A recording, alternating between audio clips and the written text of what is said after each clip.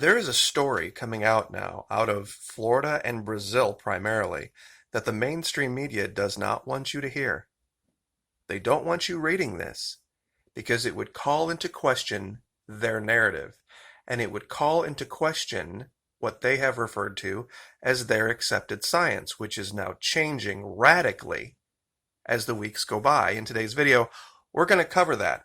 And for those of you who like to worship at the altar of accepted science, I just have one word for you. Opioids. Back in the 70s, 80s, it was accepted science that they were safe and effective pain relief. Some even referred to those drugs as miracle drugs. Some doctors described what was a buoyancy of mind that people got from taking Dilaudid, Vicodin, Percocet. But what do we know now about that accepted science? Accepted science has told us for a long time that sunshine is good for us, fresh air is good for us, exercise is good for us. We've known that for a very long time. Funny story, though. It finally took a girl here in Florida to come to my defense about these pictures, and I would like to cover that today because I like giving credit where credit is due. People think it's unnecessary and that it's gratuitous or, whatever they want to call it. That's fine. I'm going to scroll down here and see if I can find this comment. It's near the top. Her name is Steffi Marshall, and I'm going to read this for you. I know the print is small. Let me see if I can adjust the camera a little bit there. There we go. Yesterday's video. Quote, "Leave the man alone about his pics of pretty women. At least he isn't confused about anything. He knows what he likes. And if you find it offensive, find you a beach and try a bikini on. Really isn't that bad. Actually very normal for us here in Florida." Thank you, Steffi Marshall. And this is her account here on YouTube. Just can't find her anywhere else as far as social media, but very much appreciate the support. Thank you. Now, what is the story? This is the story.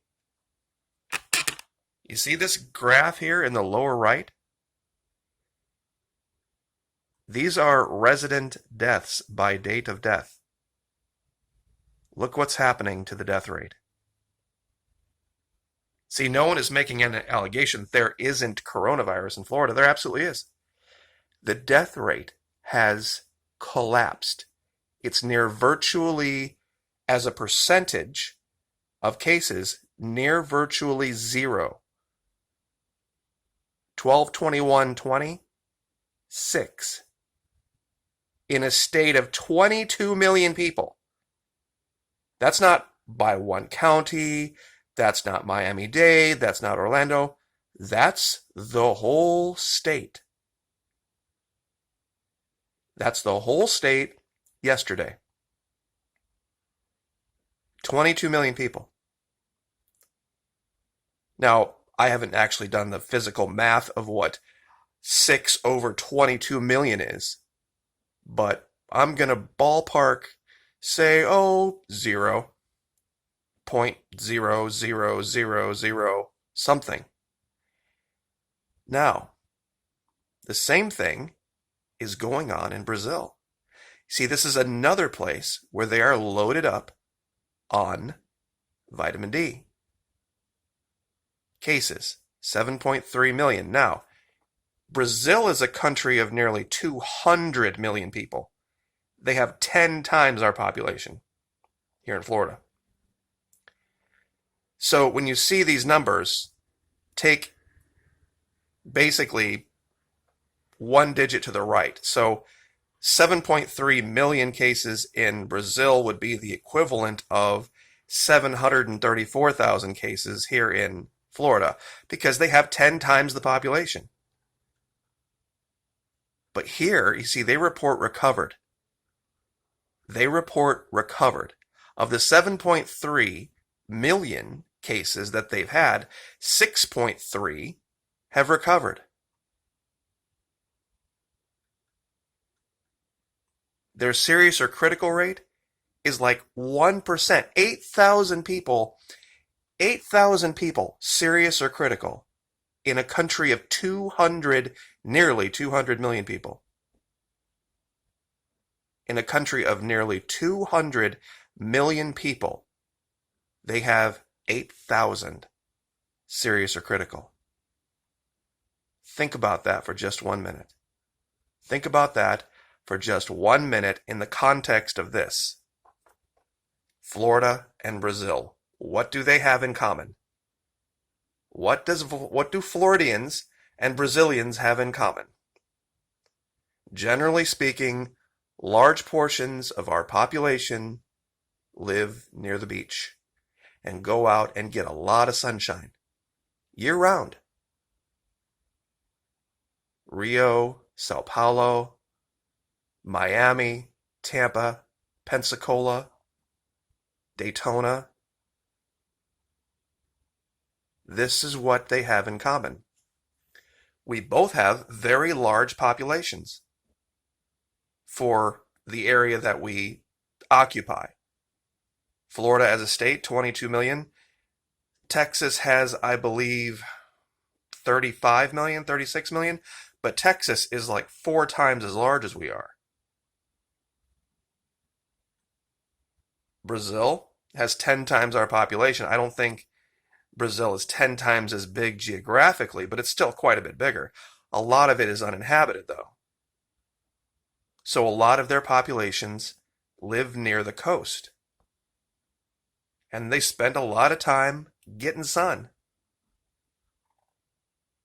And we now have yesterday a paper, a study being released, open letter to all governments of the world by 130 scientists, stating unequivocally that vitamin D levels directly correlate to getting an infection that is mild and easily defeated.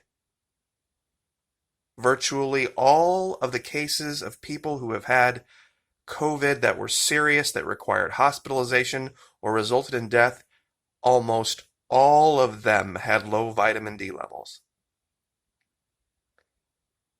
And all of you supplement people out there, it's literally next to the bottom of the ways that they list, and you can see that in yesterday's video, of getting vitamin D into your bloodstream, getting it into your body. The number one way, by far the number one way, is exposing as much skin as you possibly can to the sun. And there's a bunch of people arguing, oh, all you need is a little tiny patch of skin and you don't have to. Really? Then explain Florida, explain Brazil.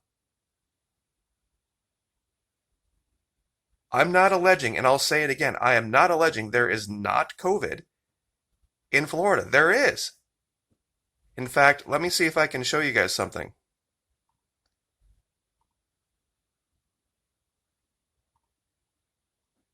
All right, this is, of course, and I'll give you this link. This is experience.arcgis.com, Florida's COVID-19 data and surveillance dashboard. Look at this graph right here at the top. New cases in Florida residents by day. Look at who is getting it. 15 to 24, 25 to 34, 35. Look who's not getting it anymore. Older folks. This is the basis of the strategy put forth by our governor. When we do have vaccines, priority is going to be given to those who are at the most risk of developing serious cases of COVID. And that's the elderly. And we will destroy the death rate. You see, COVID is not a big deal if nobody's dying from it. That's really the crux of the argument that needs to be put out. If you want to argue this with your friends or you want to argue this with your pro-government buddies or whatever, COVID is not an issue if people aren't dying. That's the key. If people aren't dying from it, if people aren't overrunning hospitals with it, it's not that big of a deal.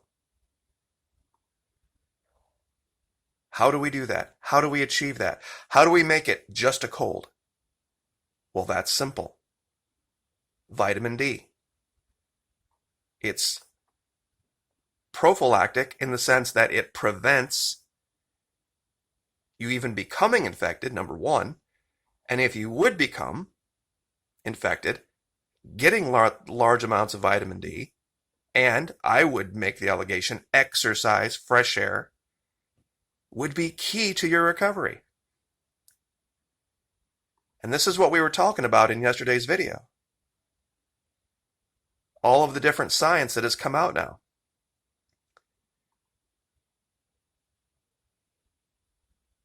Here in Florida, and over in Brazil, I should say down in Brazil, we have leaders that have looked at this and said, wait a minute, this doesn't make any sense.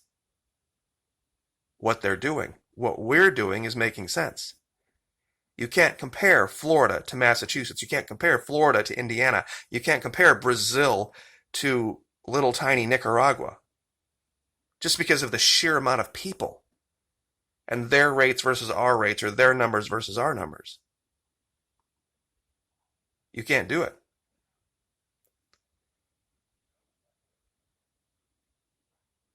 So anyway, I will leave it there. There's really not much more to say about this. And like I said, I will give you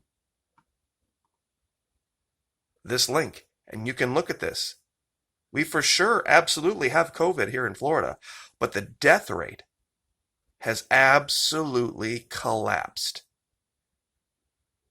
down to 6 people in one day in a state of 22 million people.